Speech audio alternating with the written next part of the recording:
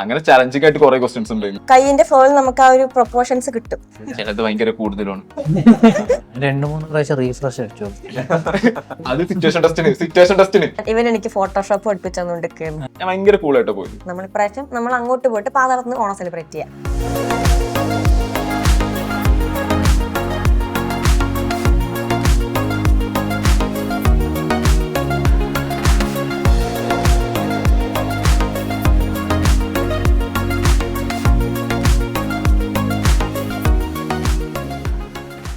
തിങ്കിന്റെ ആക്ടിവിറ്റികൾ ഏറ്റവും പ്രധാനപ്പെട്ടുള്ള ഒന്നാണ് ഈ ആർട്ടോവയും ഔട്ട്ഡോർ സെഷൻ ലൈവ് സ്കെച്ചുകളും.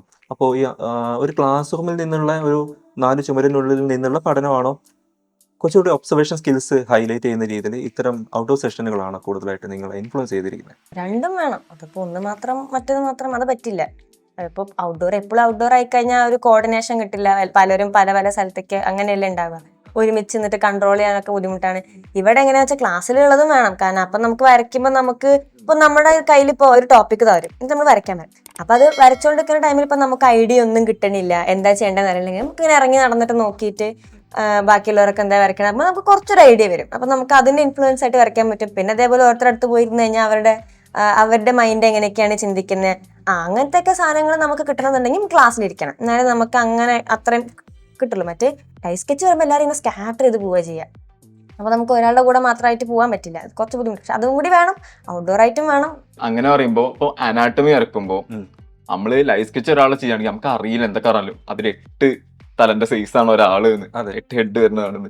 അത് ക്ലാസ്സിൽ ഇരുന്നാൽ തന്നെ നമുക്ക് മനസ്സിലാവുള്ളൂ. ലൈക്ക് അവര് ബോർഡിൽ വെച്ച് പഠിപ്പിച്ചു തിയറി കാര്യമായിട്ട് ഡ്രോയിങ് തിയറി ഉണ്ട് ആക്ച്വലി. അതെ, ലൂമിസ് മെത്തേഡ് ആയിട്ടും അനാട്ടമി ആയിട്ടൊക്കെ ഒരുപാട് തിയറീസ് ഉണ്ട്.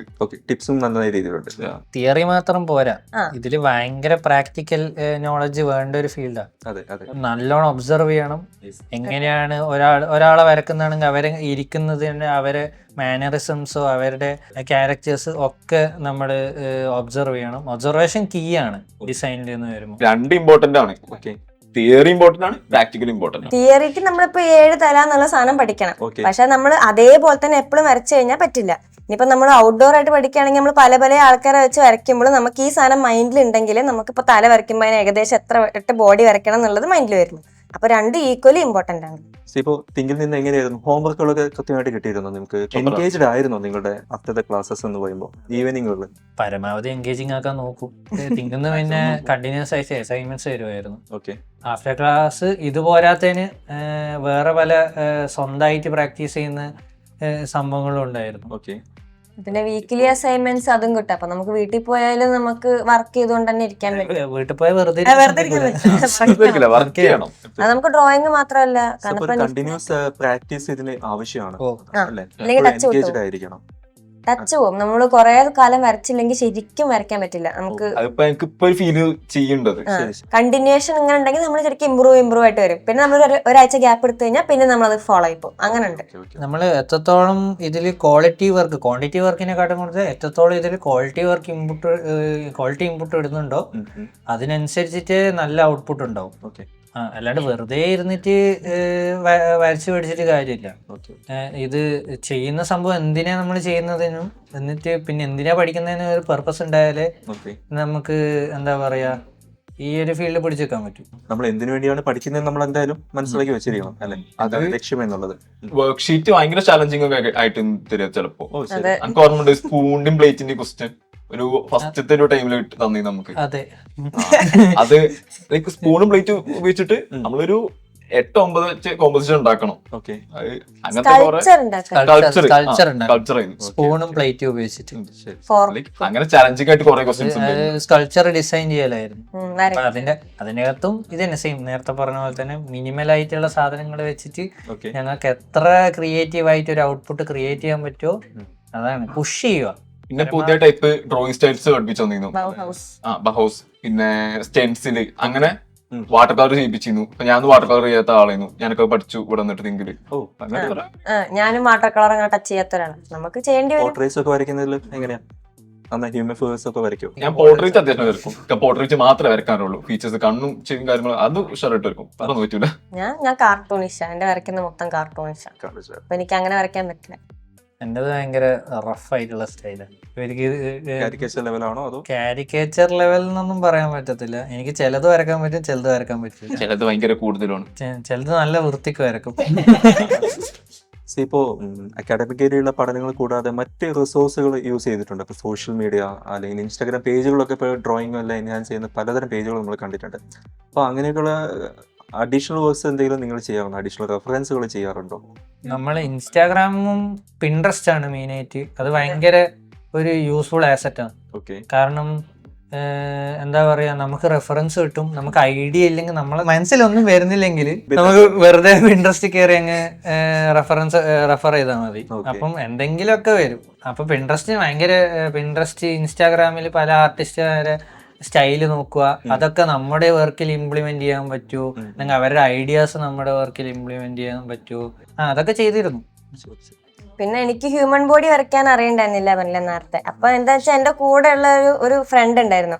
അപ്പൊ ഞങ്ങൾക്ക് കുറച്ചാല് നിപ്പ ആയിട്ട് ഒഴിവ് കിട്ടി. അപ്പൊ നമ്മള് വീട്ടിൽ നിന്നിട്ട് ചാലഞ്ച്, അവൻ എനിക്ക് ചാലഞ്ച് തന്നതായിരുന്നു. ഇങ്ങനെ ഒരു ദിവസം രാവിലെ തുടങ്ങിയിട്ട് രാത്രി 1 മണിക്ക് മുന്നേ എത്ര 90 80 എത്രയോ ഹ്യൂമൻ ബോഡി ഫിഗേഴ്സ് വരയ്ക്കണം പറഞ്ഞിട്ട്. അപ്പൊ നമ്മൾ ഇപ്പൊ ഇൻട്രസ്റ്റ് വെച്ചിട്ടാണ് കുറേ ഹ്യൂമൻ ബോഡി ഇങ്ങനെ കണ്ടിന്യൂസ്ലി വരച്ചോണ്ടിരിക്കുമ്പോൾ നമുക്ക് തന്നെ ആ ഒരു കൈയിന്റെ ഫ്ലോയിൽ നമുക്ക് ആ ഒരു പ്രൊപ്പോർഷൻസ് കിട്ടും.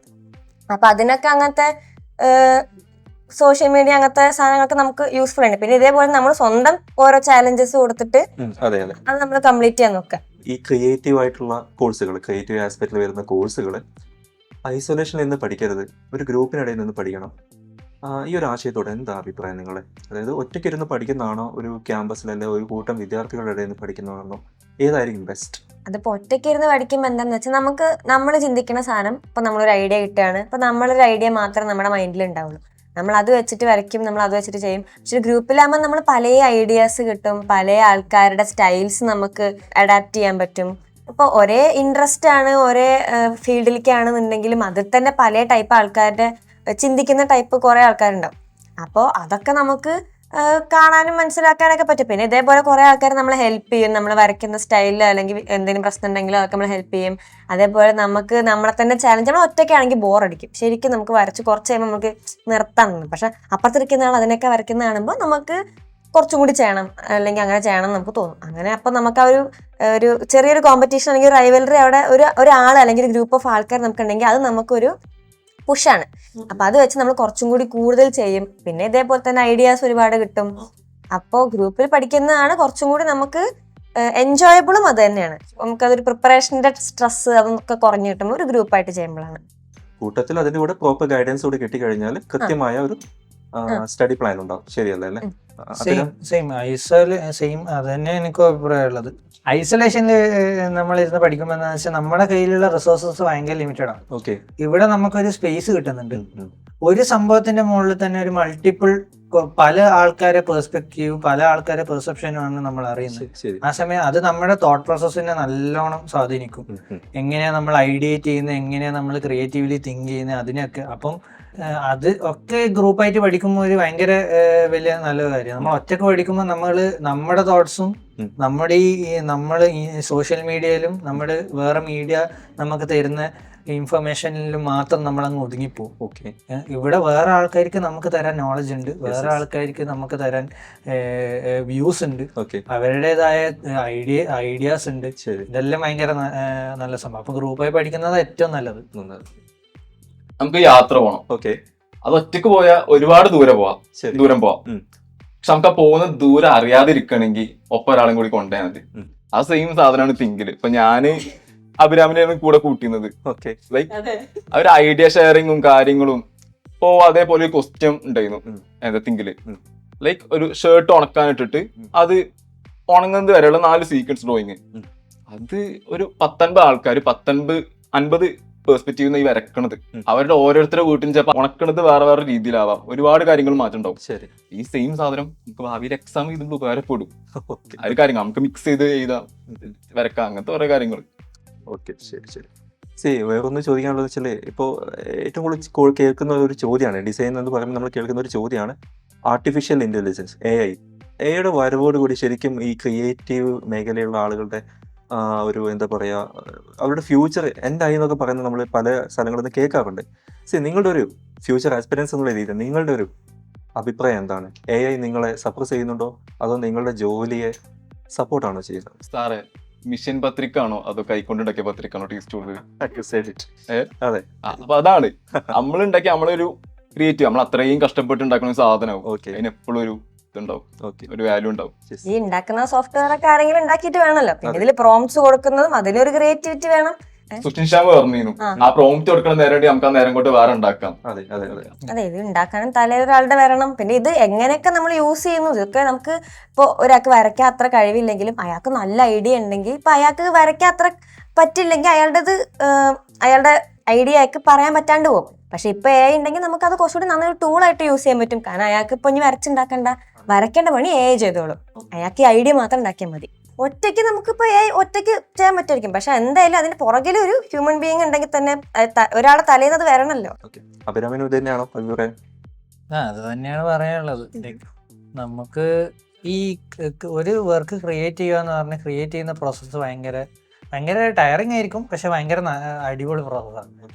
ആ ഒരു പ്രോസസ്സിനെ നമ്മൾ ഒരു പ്രോംപ്റ്റിൽ തീർക്കുന്നതാണെങ്കിൽ പിന്നെ നമ്മുടെ എന്താ പറയുക, നമ്മൾ പിന്നെ ക്രിയേറ്റ് ചെയ്യുന്നതിൽ അർത്ഥമില്ല. അതിന് നമുക്ക് ക്രിയേറ്റ് ചെയ്തെന്ന് പറയാൻ പറ്റില്ല, ജനറേറ്റ് ചെയ്തെന്നല്ലേ പറയാൻ പറ്റില്ല. ഒരിക്കലും ക്രിയേറ്റിവിറ്റീനെ AI-ക്ക് ഒരിക്കലും തൊടാനാവില്ല. അതിലെപ്പം മനുഷ്യന്മാർ തന്നെയായിരിക്കും സുപ്പീരിയർ ആയിട്ട് നോക്കും. ഇപ്പോൾ കണ്ടിന്യൂസ് ആക്ടിവിറ്റീസ്, കണ്ടിന്യൂസ് ഹാബിറ്റേഷൻസ്, നിങ്ങൾ ഒരു എക്സാമിലേക്ക് എത്തുമ്പോൾ, ഒരു എൻട്രൻസ് എക്സാം ആണ്, ആഫ്റ്റർ ഓൾ ഇതൊരു എൻട്രൻസ് എക്സാമിനേഷൻ ആണ്, അതിൻ്റെ ഒരു ഫസ്റ്റ് ഡേ അല്ലെങ്കിൽ ഒരു പ്രീവിയസ് ഡേ എങ്ങനെയായിരുന്നു നിങ്ങൾ എക്സ്പീരിയൻസ് ചെയ്തിരുന്നത്? ആ ഒരു മെയിൻ എക്സാമിലേക്ക് പോകുന്നതിന് മുമ്പായിട്ടുള്ള നിങ്ങളൊരു എക്സ്പീരിയൻസ് എന്താണെന്ന് ഷെയർ ചെയ്യാമോ? എക്സാമിന്റെ മുമ്പത്തെ ദിവസം എന്താ ചെയ്തതെന്ന് ചോദിച്ചാൽ, ഞാൻ എക്സാമിന് 3 ദിവസം മുന്നേ പഠിപ്പ് നിർത്തിയായിരുന്നു. ഞാൻ ലൈക്ക് എനിക്കൊരു ഫ്രീ മൈൻഡോടെ എക്സാം പോയി എഴുതാൻ. കാരണം കുറേ കണ്ടന്റും കുറേ മീഡിയയും കുറേ സ്റ്റൈൽസും കുറേ പ്രാക്ടീസും ചെയ്ത് കുറേ തോട്ട്സ് തലയിൽ ഇങ്ങനെ കറങ്ങുന്ന സമയത്ത് അത് വെച്ചിട്ട് എനിക്ക് എക്സാമിന് പോകണമെന്നില്ലായിരുന്നു. കാരണം അവിടെ ഞാൻ പതറിക്കഴിഞ്ഞാൽ ഏതാ എനിക്ക് ചൂസ് ചെയ്യേണ്ടത്, ഏതാ എനിക്ക് എന്നാ ചെയ്യേണ്ടതെന്ന് മനസ്സിലാവില്ല. അതുകൊണ്ട് ഞാൻ എന്തായിരുന്നു ചെയ്തതെന്ന് വെച്ചാൽ, എക്സാമിന്റെ ഒരു 3 ദിവസം മുന്നേ ഞാൻ എൻ്റെ പ്രിപ്പറേഷൻസ് ഒക്കെ സ്റ്റോപ്പ് ചെയ്തു. എനിക്ക് ഇഷ്ടമുള്ള കുറച്ച് കാര്യങ്ങൾ ചെയ്തു. പാട്ട് കേൾക്കുക, സിനിമ കാണുക, മൈൻഡ് പരമാവധി ഭയങ്കര ബഹളം കുറക്കുക എന്നായിരുന്നു എൻ്റെ ആ ഒരു എക്സാമിന്റെ ലാസ്റ്റ് മൊമെന്റ് വരെയുള്ള ഒരു അത് സക്സീഡ് ആയി എന്ന് ഞാൻ പറയും. എനിക്കിപ്പോ എക്സാമിന്റെ മുന്നേ ഭയങ്കര ഒരു 4 ദിവസം മുന്നേ, ഒരാഴ്ച മുന്നേ എനിക്ക് ഭയങ്കര ടെൻഷൻ ഉണ്ടായിരുന്നു. അപ്പൊ എനിക്ക് തിങ്കിൽ തന്നെ ഒരു സാർ എനിക്ക് പറഞ്ഞു തന്നെ എന്താന്ന് വെച്ച് കഴിഞ്ഞാല്, ഇപ്പൊ ഒരു തലേ ദിവസം നമ്മൾ പെൻസിൽ തൊടരുത്, കൈ കൊണ്ട് തൊടരുത്. കാരണം അപ്പൊ അങ്ങനെ എന്താന്ന് വെച്ചാ, അപ്പൊ നമുക്ക് കുറെ വട്ടം നമ്മളിപ്പോ വരയ്ക്കുന്നുണ്ടെങ്കിൽ നമുക്ക് കുറച്ചുമ്പോ ബേൺ ഔട്ട് വരും. അപ്പൊ ആ ബേൺ ഔട്ട് വരുമ്പോൾ നമുക്കൊരു മടുപ്പ് അങ്ങനത്തെ ഒക്കെ വരും. അപ്പൊ നമുക്കത് നമ്മൾ വരയ്ക്കുന്നതിനെ എഫക്ട് ചെയ്യും. അപ്പൊ നമുക്ക് വരയ്ക്കുന്ന ഒന്നും ശരിയാവില്ല. അപ്പൊ നമ്മൾ ഒരു ദിവസം ഗ്യാപ്പ് എടുത്തിട്ട്, അപ്പൊ അതിന് മുമ്പ് തലേദിവസം വരെ നമുക്ക് വരയ്ക്കാം. ഒരു 24 hours ബിഫോർ നമ്മൾ ഇത് തൊടാനേ പാടില്ല. അതേപോലെ നമ്മൾ ഈ ഒരു സമയത്ത് ചെയ്യേണ്ടതിൽ വിഷ്വൽ ലൈബ്രറി കൂട്ടുക. നമ്മൾ കുറെ സാധനങ്ങൾ എങ്ങനെ നോക്കിയിട്ട് അതിന്റെ എന്തൊക്കെയാന്നൊക്കെ നമ്മൾ നന്നായിട്ട് വിഷ്വൽ ലൈബ്രറി കൂട്ടുക. സാർ എനിക്ക് തന്നിട്ട് റിലാക്സ് ചെയ്യണം എന്ന് പറഞ്ഞിട്ട് എനിക്ക് ഒരു 60 ടോം ആൻഡ് ജെറിന്റെ വീഡിയോ അയച്ചു തന്നു. ഇരുന്ന് കണ്ടോളാൻ പറഞ്ഞു. അതായിരുന്നു എന്റെ എക്സാം പ്രിപ്പറേഷൻ. അതിരുന്ന് കാണുക, അങ്ങനെയായിരുന്നു സാർ എനിക്ക് പറഞ്ഞത്. പിന്നെ എനിക്ക് എക്സ്പീരിയൻസ് പറയുകയാണെങ്കിൽ, ഞാൻ വളരെ തീരെ കെയറേ ഇല്ലാതെ എഴുതിയ എക്സാമാണ് നിഫ്റ്റ്. എനിക്ക് ലാസ്റ്റ് എക്സാം ആയപ്പോൾ നമുക്ക് 2 എക്സാം കഴിയുമ്പോഴേക്കും വരുന്ന ഒരു മടുപ്പുണ്ടല്ലോ. അതുകൊണ്ട് ഞാൻ പിന്നെ പഠിത്തം അങ്ങനെ സ്ട്രെസ് ഉണ്ടായിരുന്നില്ല. ഞാൻ പിന്നെ തീരെ കെയർ ചെയ്യാണ്ടാണ് ഈ നിഫ്റ്റ് എക്സാം എഴുതിയത്. അപ്പൊ എന്താ വെച്ചാൽ എനിക്ക് മൈൻഡിൽ തീരെ സ്ട്രെസ് ഉണ്ടായിരുന്നില്ല. എനിക്ക് ഇത് കിട്ടുമോ എന്നുള്ള ടെൻഷൻ. ആ ടെൻഷൻ ഉണ്ടെങ്കിൽ തന്നെ എല്ലാം പോയി. അപ്പൊ ആ ടെൻഷനേ ഇല്ല, എന്താ ചെയ്യാ, അങ്ങനെ ടെൻഷനൊന്നും ഇല്ലാതെ എന്തെങ്കിലും വരനോടത്ത് വെച്ച് കാണാന്നുള്ള പോലെ എഴുതിയ നിഫ്റ്റ് എക്സാം ആണ് എനിക്ക് കിട്ടിയത്. അതല്ലാണ്ട് മറ്റേ ബാക്കി 2 എക്സാം ഞാൻ ഭയങ്കര സ്ട്രെസ്. ഇപ്പൊ പെൻസിൽ പിടിക്കുമ്പോൾ അങ്ങനെ കൈ വറക്കിയിരുന്നു. അപ്പൊ അതൊക്കെ അപ്പൊ നമുക്ക് മൈൻഡ് ബ്ലാങ്ക് ആയി പോകും. ടെൻഷനായി എന്തായാലും പിന്നെ നമുക്ക് എത്ര സ്കില്ലുണ്ടെങ്കിലും എത്ര പ്രാക്ടീസ് ചെയ്താലും, ഒരു കൊല്ലം ഫുള്ള് പ്രാക്ടീസ് ചെയ്താലും ആ ഒരൊറ്റ ഡേ നമുക്ക് ടെൻഷൻ വന്നു കഴിഞ്ഞാൽ ഫുൾ പോയി. നമ്മൾ മാക്സിമം റിലാക്സ്ഡ് ആയിട്ടിരുന്ന് വരയ്ക്കുക. അപ്പൊ അതിന് വേണമെങ്കിൽ നിങ്ങൾ ടോം ആൻഡ് ജെറി ആണ്, അങ്ങനെ എന്ത് വേണമെങ്കിലും ചെയ്യാം. എനിക്കും എന്തായിരുന്നു യൂസിയുടെ ഒക്കെ ചെയ്തപ്പോൾ എനിക്ക് ഭയങ്കര പാനിക് ആയിരുന്നു. ഞാൻ നിഫ്റ്റിന്റെ തലേന്ന് ഞാൻ ആക്ച്വലി വെബ് സീരീസ് കണ്ടിരിക്കുക. ഉമ്മച്ചി കണ്ടിട്ട് ചോദിച്ച് എന്താ പരീക്ഷന്റെ തലേന്നെങ്കിലും ബുക്ക് നിർത്തൂടെ അഫ്രീദെ ഒന്ന് പഠിച്ചുകൂടെ എന്നൊക്കെയാണ് എന്നോട് ചീത്ത അറിയാം. ഞാൻ പറഞ്ഞു എന്ത് പഠിക്കാനാ വെച്ച ചിത്രം വരയ്ക്കുക, ലൈക്ക് പഠിക്കാനുണ്ട് ജിക്ക്. അതൊക്കെ ജിക്ക് എത്ര ഞാൻ പഠിക്കാൻ, ഞാൻ കലക്ടർ ആവാൻ പോകണമെന്നില്ലല്ലോ, പഠിക്കണ ലിമിറ്റ് ഉണ്ട് ജിക്ക്. ഓക്കെ മാത്സ് അത് കുറച്ച് അറിയാം, അതും കൂടുതൽ വർക്കൗട്ട് നമുക്ക് നീറ്റ് അല്ല കീമല്ല, അതും അങ്ങനെ ഓവറായിട്ട് ചെയ്യാൻ പറ്റൂല. ഞാൻ എന്താ ചെയ്യേണ്ടത്? ഈ പരീക്ഷയുടെ തലേന്ന് പാനിക് ആയതിനെ കൊണ്ട് വയ്യ. കഴിഞ്ഞ 2 എക്സാമും പാനിക് ആയിട്ട് ഇതേമാതിരി പോയി, കയ്യിൽ നിന്ന് പോയി. നിഫ്റ്റിക്ക് കയ്യിൽ പിടിക്കണം. ലൈക്ക് ഞാൻ ഭയങ്കര കൂളായിട്ടാണ് പോയത്. രാവിലെ നീച്ച് നല്ലൊരു കോഫിയും നല്ല ഫുഡൊക്കെ കഴിച്ച് സമാധാനത്തോടെ മുഖത്തൊരു ടെൻഷനും ഇല്ലാതെയാണ് ഞാൻ പോണത്. എന്റെ വീട്ടിൽ നിന്നല്ലേ പോയത്? അത് സിറ്റുവേഷൻ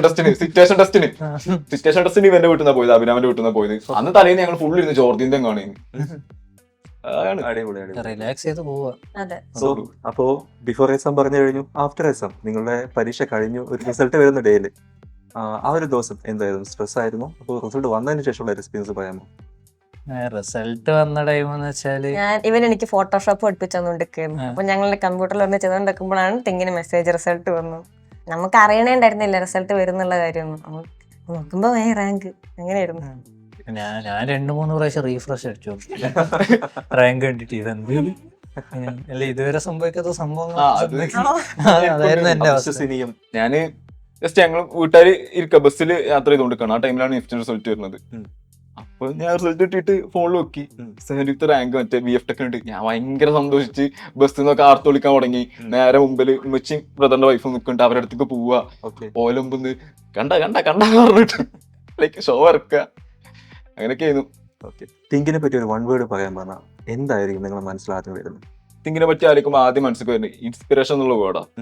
കാരണം അതൊക്കെ അവിടെ എവിടെ പോയാലും എവിടുന്നായാലും ഓരോ രീതിയിലും ക്യാരക്ടർ വൈസ് ആയാലും ലൈക്ക് സ്വഭാവമായാലും എന്താ പറയുക നല്ല രീതിയിലായാലും ഈവൻ സ്റ്റഡി വൈസ് ആയാലും അല്ലെങ്കിൽ എന്താ പറയുക ചിത്രം വരക്കാനോ എന്ത് കാര്യത്തിലും എൻ്റെ ലൈഫിൽ ഏതൊക്കെ രീതിയിൽ അപ്ലൈ ചെയ്യണോ ആ രീതിയിലൊക്കെ എനിക്ക് ഇൻസ്പയർ ആയുള്ള ഒരു എലമെന്റ് ഉണ്ട് തിങ്കില്.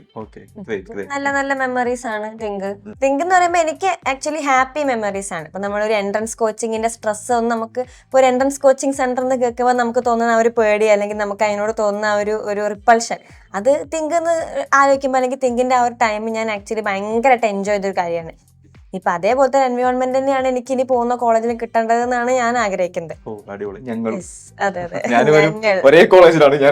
പിന്നെ നമുക്ക് ഒരുപാട് പേര് തിങ്ക് തന്നെ വന്നതുകൊണ്ട് അതിന്റെ ആ ഒരു കംഫർട്ടബിൾ എൻവയോൺമെന്റും ഉണ്ടാവും. ഇപ്പോ തിങ്കിലെ സെലിബ്രേഷൻസ് എങ്ങനെയുണ്ടായിരുന്നു? തിങ്ക് സെലിബ്രേഷൻസ് എല്ലാം തിങ്കിൽ സെലിബ്രേഷൻസ് എന്ന് പറയുമ്പോൾ നമുക്ക് എല്ലായിടത്തും കാണുന്ന സെലിബ്രേഷൻസ് പോലെ തന്നെ നമുക്ക് എൻജോയ്മെന്റ്സ്, ഡാൻസ്, പാട്ട് അങ്ങനത്തെ സാധനങ്ങളൊക്കെ ഉണ്ട്. പക്ഷെ അതിന്റെ കൂട്ടത്തിൽ തന്നെ നമ്മുടെ ക്രിയേറ്റീവ് സൈഡ് കുറച്ചുകൂടി എൻഹാൻസ് ചെയ്യാൻ വേണ്ടിയിട്ടുള്ള കുറെ സാധനങ്ങൾ നമുക്ക് തരും. ഇപ്പോൾ ഓണത്തിനാണെങ്കിൽ നമുക്ക് അവിടെ ഒരു ഇൻസ്റ്റാളേഷൻ ഉണ്ടാക്കാണ്ടായിരുന്നു. പാതാളം, ഞങ്ങളുടെ സാധനം പാതാളായിരുന്നു. നമ്മൾ പാതാളത്തുനിന്ന് മാവേലി ഇങ്ങോട്ട് വരുന്നതല്ലേ എല്ലാ കൊല്ലം. നമ്മളിപ്രാവശ്യം നമ്മൾ അങ്ങോട്ട് പോയിട്ട് പാതാളത്തുനിന്ന് ഓണം സെലിബ്രേറ്റ് ചെയ്യുക. അതായിരുന്നു ഞങ്ങളുടെ അവിടുത്തെ അന്നത്തെ കൺസെപ്റ്റ്, ആ കൊല്ലത്തെ കൺസെപ്റ്റ് തീം. അപ്പൊ നമ്മൾ അങ്ങനെ ചിന്തിക്കാനുള്ള സ്പേസ്, അതേപോലെ ഇൻസ്റ്റാളേഷൻ ഉണ്ടാക്കുമ്പോൾ അവിടെ ഉണ്ടാകുന്ന ടീം വർക്ക്, കോർഡിനേഷൻ, പിന്നെ അതേപോലെ ക്ലാസ് ഡെക്കറേറ്റ് ചെയ്യുന്നതിന്റെ, അതേപോലെ തന്നെ നമ്മൾ ഈ ഓരോ ഫുൾ പരിപാടി കണ്ടക്ട് ചെയ്യുന്നതിന്റെ ആ ഒരു കോർഡിനേഷനും ഒക്കെ അനുസരിച്ച് നമുക്ക് പിന്നെ ഇവിടെ ഫസ്റ്റ് പ്രൈസ്, സെക്കൻഡ് പ്രൈസ് ഒക്കെ കിട്ടുന്നത് നമുക്കായിരുന്നു ഫസ്റ്റ് പ്രൈസ്. അതെ. പിന്നെ അതേപോലെ ഹാലോവിൻ സെലിബ്രേഷൻ ഉണ്ടായിരുന്നു. അതിന് അതേപോലെ നമ്മൾ കോസ്റ്റ്യൂം ഒക്കെ സ്വന്തമായി ഡിസൈൻ ഒക്കെ ചെയ്ത് കോസ്റ്റ്യൂം ഒക്കെ ഇട്ട് വന്ന് നമുക്ക് അവിടെ ഫാഷൻ ഷോ ഉണ്ടായിരുന്നു, ക്ലാസ് ഫുൾ ഡെക്കറേഷൻ, റാമ്പ് വാക്ക് ഉണ്ടായിരുന്നു, ക്ലാസ് ഫുൾ ഡെക്കറേഷൻസ് അങ്ങനത്തെ ഒക്കെ ഉണ്ടായിരുന്നു. അപ്പൊ നമുക്ക് എന്താ വെച്ചാൽ നമുക്ക് ഫൺ ഉണ്ടോന്ന് വെച്ചാൽ ഫൺ ഉണ്ട്, പക്ഷെ ക്രിയേറ്റിവിറ്റി സൈഡ് പണിയെടുക്കുന്നുണ്ടെന്ന് വെച്ചാൽ അതും ചെയ്യുന്നുണ്ട്. അപ്പൊ രണ്ടും കൂടി വരുന്നത് കൊണ്ടാണ് അത് സൂപ്പർ ആവുന്നത്. ഈ ഹാലോവീൻ ആയാലും ഈ ഓണത്തിന് അതേപോലെ തന്നെ ഒരു ടീം വർക്ക് അവിടെ ഉണ്ടായിരുന്നു. ലൈക്ക് എല്ലാവരും അവരുടെ ടൈം ഇൻവെസ്റ്റ് ചെയ്തിട്ട്, ഇപ്പോ എനിക്ക് പെയിന്റ് ചെയ്തെന്ന് ഹിതയാണ്, ഹിതക്ക് പെയിന്റ് ചെയ്തെന്ന് അവരുടെ വേറെ ഫ്രണ്ടാണ്. ലൈക്ക് എല്ലാവരും ടൈം ഇൻവെസ്റ്റ് ചെയ്തിട്ട് അങ്ങോട്ടും ഇങ്ങോട്ടും ഹെൽപ്പ് ചെയ്യുന്നുണ്ടായിരുന്നു. പിന്നെ ഒരു ടീം വർക്ക് പോലെ തന്നെ ഡ്രസ് കോഡ് പറഞ്ഞപ്പോ ആരും തെറ്റിക്കാതെ എല്ലാവരും ബ്ലാക്ക് ഇട്ട് വന്നു, ഇവൻ സാറുമാര് വരെ. ലൈക്ക് അങ്ങനെ റാമ്പ് വാക്ക് നടത്തി. പിന്നെ അതേപോലെ നണ്ണിന്റെ വക റോഡ് ഷോയും ഉണ്ടായിരുന്നു, നമ്മള് റോട്ടിലൂടെ ഉള്ള പ്രദർശനം, നണ്ണിന്റെ റോട്ടിൽ കൂടെ കൊണ്ടുപോയി. അപ്പോ തിങ്ക് അതാണ് നമുക്ക് വളരെ ഫൺ ആയിട്ടുള്ള വേയിൽ നമ്മളോട് ഒരുപാട് കാര്യങ്ങൾ സെലിബ്രേറ്റ് ചെയ്യുന്നുണ്ട്. ഇതുവരെ എക്സ്പീരിയൻസ് ചെയ്യാത്ത രീതിയിലാണ്. ഇപ്പൊ ഹാലോവീനൊന്നും എല്ലാ സ്കൂളിലും സെലിബ്രേറ്റ് ചെയ്യുമെന്ന് എനിക്ക് അറിയില്ല. അപ്പൊ നമുക്ക് ഒരു ലിമിറ്റ് വെക്കുന്നില്ല, ഇന്നതേ ചെയ്യാൻ പാടുള്ളൂ, ഇങ്ങനെ ചെയ്യാൻ പാടില്ല, അങ്ങനെയാണ് നമ്മളോട് പറയില്ല. നിങ്ങൾക്ക് എങ്ങനെയാന്ന് വെച്ചാൽ എക്സ്പ്ലോർ ചെയ്തോ, നിങ്ങൾക്ക് നിങ്ങളുടെ ഐഡിയാസ് നമുക്ക് തട ഇട്ടിട്ട് ഇങ്ങനെ ചെയ്യരുത്. ലിമിറ്റേഷൻസ് വെച്ച് കഴിഞ്ഞാൽ പിന്നെ നമുക്ക് പിന്നെ ക്രിയേറ്റീവ് അങ്ങ് ചിന്തിക്കാൻ പറ്റില്ല. ഇത് നമുക്ക് എങ്ങനെ വേണമെങ്കിലും ചിന്തിക്കാം, എന്ത് വേണമെങ്കിലും ചെയ്യാൻ നമുക്ക് ആ ഒരു ഫ്രീഡം, ആ ഒരു സ്പേസ് തിങ്ക് തന്നിട്ടുണ്ട്. ഇല്ല ഇല്ല. സ്റ്റൈലായിട്ട് എന്നെ ഏറ്റവും കൂടുതൽ ഇൻഫ്ലുവൻസ് ചെയ്തത് തിങ്ക്ടോബർ ആണ്. ആ ഒരു ഒക്ടോബർ മന്തിൽ ലൈക്ക് ഡെയിലി ഞാൻ കാണാം സെയിം ഒരു പ്രോംപ്റ്റ് അല്ലെങ്കിൽ ഒരു ടോപ്പിക്കില് ഒരു 10-70 കുട്ടികൾ അല്ലെങ്കിൽ ഒരു 200 കുട്ടികൾ ഓരോ ദിവസം ഡിഫറെന്റ് സ്റ്റൈൽ അവരുടേതായ രീതിയിൽ ഇങ്ങനെ വരച്ചിടാണ്. ശരി. ആ ടൈമിലാണ് എനിക്ക് ഒരുപാട് സ്റ്റൈൽ ഇൻസ്പയർഡ് ചെയ്ത്. ലൈക്ക് എന്താ പറയാ ഡോട്ട് മെത്തേഡ് ആയിട്ടും അതൊക്കെ ഞാൻ അന്ന് ആദ്യമായിട്ട് കാണും. ഡോട്ട് മെത്തേഡ്, അതേപോലെ ലൈൻസ് വെച്ച് ഷെയ്ഡ് ചെയ്യുക, ആൾക്കാരെ കണ്ണ് കാര്യങ്ങളൊക്കെ ലൈൻസ് വെച്ച് ഷെയ്ഡ് ചെയ്യുക, അങ്ങനത്തെ ഒരുപാട് കാര്യങ്ങൾ. ലൈക്ക് തിങ്ക് ടോവർ എന്നുള്ള കാര്യം കൊണ്ട് ഒരുപാട് കുട്ടികൾക്ക്, അവർക്ക് മാത്രമല്ല ഒരുപാട് കുട്ടികൾക്ക് ബെനിഫിറ്റ്സ് ഉണ്ടായിട്ടുണ്ട്. ശരി ശരി. സോ അപ്പോൾ നമുക്ക് ഒരു ഫ്യൂച്ചർ ആസ്പിരൻസിനോട്, ഡിസൈനിലേക്ക് ഇനി വരാൻ പോകുന്ന പുതിയ വിദ്യാർത്ഥിയോട് എന്താണ് നിങ്ങൾക്ക് പറയാനുള്ളത്? ക്രിയേറ്റ് ചെയ്യുക, പുതിയ പുതിയ സാധനങ്ങൾ, പുതിയ പുതിയ കാര്യങ്ങൾ എക്സ്പെരിമെൻ്റ് ചെയ്യുക, പുതിയ പുതിയ സംഭവങ്ങൾ ട്രൈ ചെയ്യുക. ഒന്നും ട്രൈ ചെയ്യാൻ മടിക്കരുത്. നമ്മുടെ സ്വന്തം കംഫർട്ട് ബബിളിൽ നിന്ന് പുറത്തേക്ക് ഇറങ്ങിയാലേ നമുക്ക് ഇതിൽ മുന്നോട്ട് പോകാൻ പറ്റും. നമുക്ക് അങ്ങനെ ഇപ്പോൾ ഒരു സാധനം ഇല്ലാന്ന് വെച്ചിട്ട് നമുക്ക് കിട്ടില്ല, അല്ലെങ്കിൽ നമുക്ക് വരയ്ക്കാൻ കഴിവില്ല എന്ന് വെച്ചിട്ട് കിട്ടില്ല. അങ്ങനത്തെ പൊതുവായിട്ടൊരു ചിന്ത ഉള്ളതാണ്. അങ്ങനെ ചിന്തിച്ചിട്ട് കാര്യമില്ല. കാരണം നമുക്ക് വരയ്ക്കാൻ അറിഞ്ഞു വെച്ച് കിട്ടിക്കൊള്ളണമെന്നില്ല, വരയ്ക്കാൻ അറിയാത്തവർക്കും കിട്ടാൻ ചാൻസും ഉണ്ട്. അപ്പോൾ ഒരിക്കലും ഡിസൈൻ എന്ന് പറഞ്ഞു കഴിഞ്ഞാൽ നമുക്ക് എത്രത്തോളം വരയ്ക്കാനുള്ള ടാലന്റ് ഉണ്ട് അതല്ല, നമുക്കത് തലേന്ന് വരേണ്ട ഒരു സാധനമാണ്. അത് നമുക്ക് ജസ്റ്റ് ആൾക്കാർക്ക് മനസ്സിലാക്കാൻ വേണ്ടി മാത്രം ഉപയോഗിക്കുന്ന ഒരു സാധനമാണ് ഈ ഡ്രോയിങ് സ്കിൽസ്. അത് കുറച്ച് വൃത്തിക്ക് വരച്ചു കഴിഞ്ഞാൽ അപ്പുറത്തുള്ള കുറച്ച് വൃത്തിക്ക് മനസ്സിലാവും. അതിനുവേണ്ടി മാത്രമാണ് നമ്മൾ അത് ഷാർപ്പൻ ചെയ്യണത്. അല്ലാതെ വളരെ റിയലിസ്റ്റിക് ആയിട്ട് വരച്ചു കൊടുത്താൽ ഡിസൈൻ അങ്ങനത്തെ ഒരു കൺസെപ്റ്റ് വേണ്ട ആവശ്യമില്ല, അങ്ങനത്തെ ഒരു ചിന്തിക്കേണ്ട ആവശ്യമില്ല. നിങ്ങൾക്ക് വരയ്ക്കാൻ അറിയില്ല വെച്ചിട്ട് അതുകൊണ്ട് മാത്രം ഡിസൈൻ മേഖലയിലേക്ക് വരാതിരിക്കുന്ന ആൾക്കാരുണ്ടെങ്കിൽ പേടിക്കണ്ട, നിങ്ങൾ വന്നു. അതെ. അതേപോലെ തന്നെ തിങ്ക് ബെറ്റർ ഡു ബെറ്റർ. നമ്മൾ എന്താണോ തിരയണത് നമ്മൾ മുമ്പിലുണ്ടാവും, എത്തിപ്പിടിച്ചാൽ മതി. അതിനുള്ള വഴി നമ്മൾ തന്നെ ഉണ്ടാക്കണം. ആ വഴിയാണ് തിങ്ക്. അതെ, അതാണ് തിങ്ക്. അതെ. ഇത്രയും സമയം, നിങ്ങളുടെ വിലയേറിയ സമയം സ്പെൻഡ് ചെയ്ത് താങ്ക്സ് പറഞ്ഞുകൊണ്ട് നമുക്ക് ഇന്നത്തെ വീഡിയോ സെഷൻ നിർത്താം. അപ്പോൾ ഇന്നത്തെ വീഡിയോ അവസാനിക്കുകയാണ്. അടുത്ത വീഡിയോ വരുന്നത് വരെ it's me Sachin signing off. By.